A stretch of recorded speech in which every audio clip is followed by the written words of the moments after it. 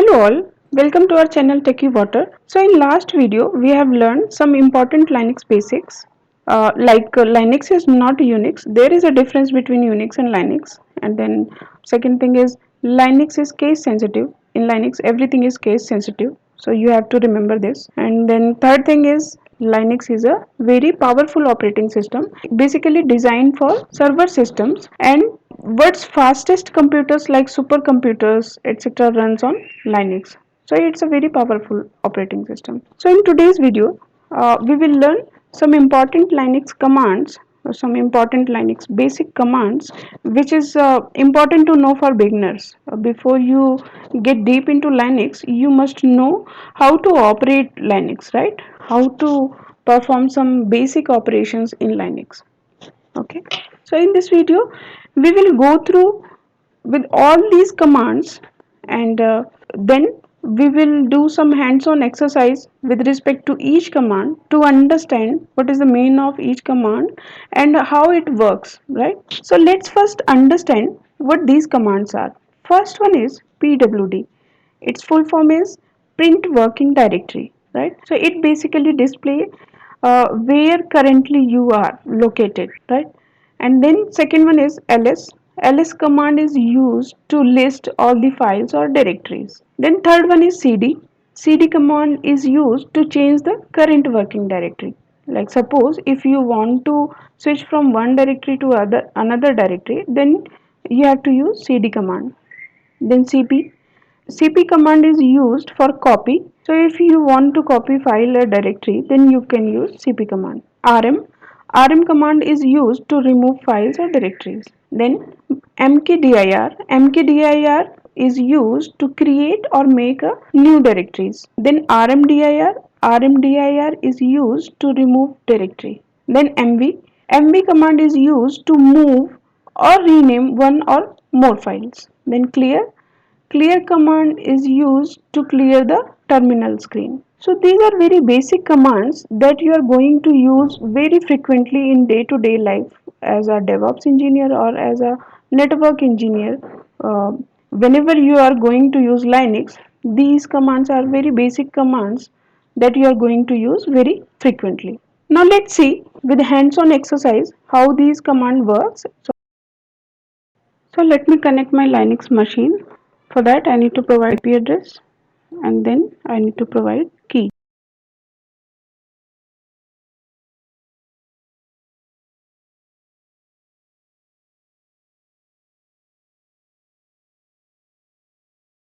And then enter username, that is ec2-user. Now I'm connected to my Linux machine. Okay. Now our first command is pwd, which stands for print working directory. So if you want to check where you are currently located in Linux, then how will you check? For that purpose, we will use pwd. Let's see how it works. So when I type pwd and hit enter, it will show me the complete path where currently I am located, right? So currently I am located at /home/ec2-user. Okay. So pwd will actually tells me which directory I am currently located at, right? Now our next command is ls. If you need to check inside content of a directory, then how will you check? For that purpose, ls command will help us. It is basically used to list down the files and subdirectories within your current directory. So let's see how it works. Now if I type ls and then hit enter, it will list out all the files or directories which is present in current directory. There are various other variations of ls, or you can say some other use cases also. Now suppose if you want to see hidden files, for that you need to type ls space -a. So it will list out all the hidden files including with your files and directories, right? Now suppose if you want to list out all the details along with files, then how will you check? For that you need to type ls space -l and then hit enter. So it will show you details of files and directory as well. So if you need to check the full detail, just type ls space hyphen l. Right now, if you want to check file details along with the storage, then how will you check? For that, you can type ls space hyphen ls. These directories are empty, so space is 0. Now our next command is cd command. So suppose if you want to move from one place to another, if you want to switch from one directory to another directory, then cd command will help you. That means you need to use cd command. So let's see how it works. So now suppose currently I am at my home directory, right? And this directory further has subdirectories that you can see: basic, demo git and training. And I want to switch to this training directory. For that, what I need to do, just type cd space and then for directory name, hit enter, right? Second thing is, if I want to go back to my previous directory, then what I need to do, just type cd space two dots and hit enter. Okay, suppose I want to go to another directory, that is demo git, then what I need to do, just type cd space directory name and hit enter, right? And again I want to go back, just type cd space dot dot enter. Fine. So in this way, we can switch from one or directory to another directory.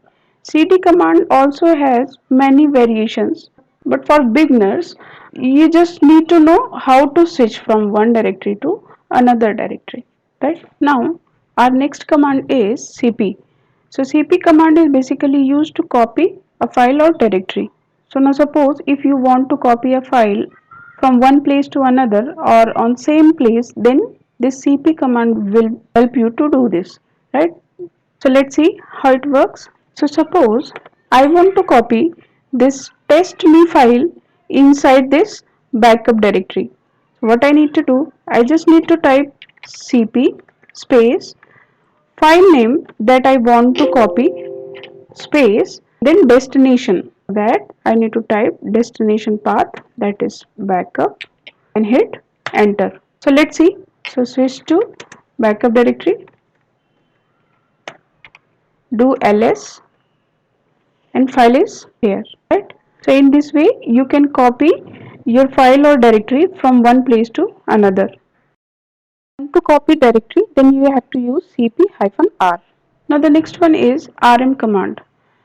So if you want to remove any file, then you have to use this rm command. It will remove files or directories, right? So let's see how it works. Suppose I want to delete this testme333 file. So what I need to do? I just need to type rm space then file name and hit enter, and do check if it's gone or not. Do ls and you can see the file has been gone. There is no such file test me 333, right? With the help of rm you can delete any file or directory, but that file or directory must be empty. If there is any content inside that file or directory, then you have to use command rm space hyphen r and then file name. So suppose let's try to delete this dump directory. For that, let's see if there is some content or not. Yes, there is some file, right?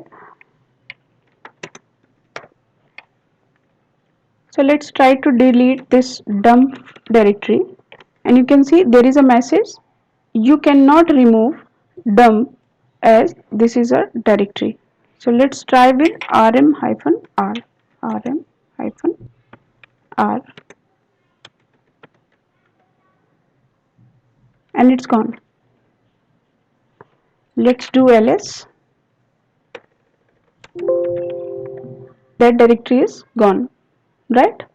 So if your file or directory is empty, then you have to use command rm, and if there are some content inside your file and directory, then you have to use command rm space hyphen r space file or directory name, right?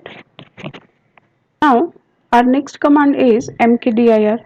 So if you want to create or make new directory, then how you can do it in Linux? So mkdir will help you to create a new file or directory. Let's see how it works. So with the help of mkdir, we can create a directory. So let's create a new one, mkdir space class 1, and let's check if it's created. Do ls. You can see there is a directory with the name class 1, right? So with the help of mkdir, you can create your directory. If you want to create multiple directories in one go, then you just need to type mkdir space your directory name, suppose dir1, dir2, dir3, dir4, and hit enter. So let's do ls to check if those directories are created or not. And you can see all 4 directories get created, dir1, dir2, 3 and 4. So in this way you can create multiple directories in one go with the help of mkdir, right? Now our next command is rmdir. So rmdir command is used to remove a directory if that directory is empty. You can remove that directory with the help of rmdir. So let's see. So suppose we have all these directories, and if I want to remove any one of them, so I just need to type rmdir space directory name. So suppose if I type dir4, then hit enter, and it's get deleted because dir4 has nothing, so that's why rmdir successfully executed.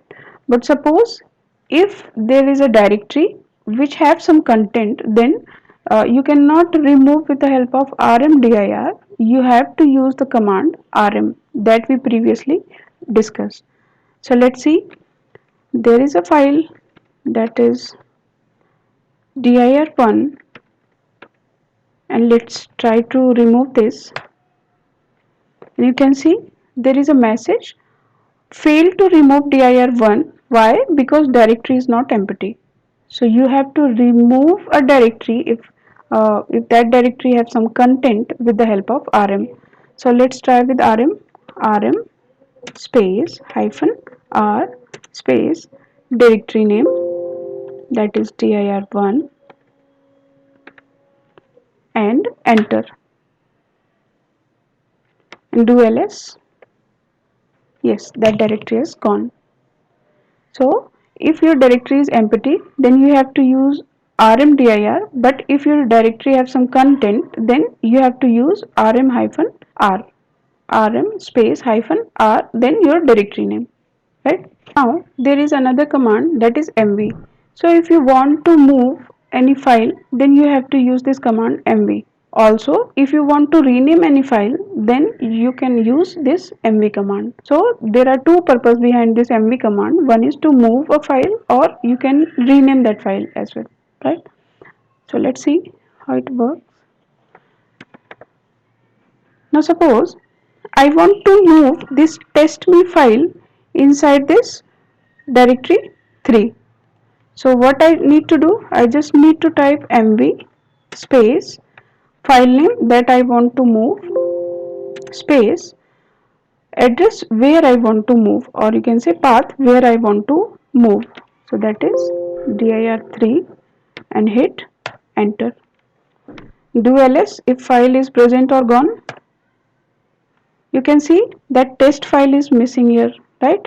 That test.me file is not here because we already moved this file inside this dir3. So let's check inside dir3 if that file is there or not. For that you need to do cd, enter, do ls. You can see there is a file test.me, right?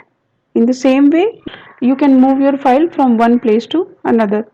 Now suppose I want to move this file back to home directory, then what I need to do, I just need to type mv file name and then home directory. So as I earlier told you, this is the symbol for home directory. So hit enter, do ls, and you can see file is gone. So let's go back to our home directory and check if file is there or not. You can see file is present here, right? Now suppose if I want to rename this file, if I want to rename this file, that is test me 111, so I can use this command, that is mv, then file name that I want to rename, and your new name, whatever name you want to give this file.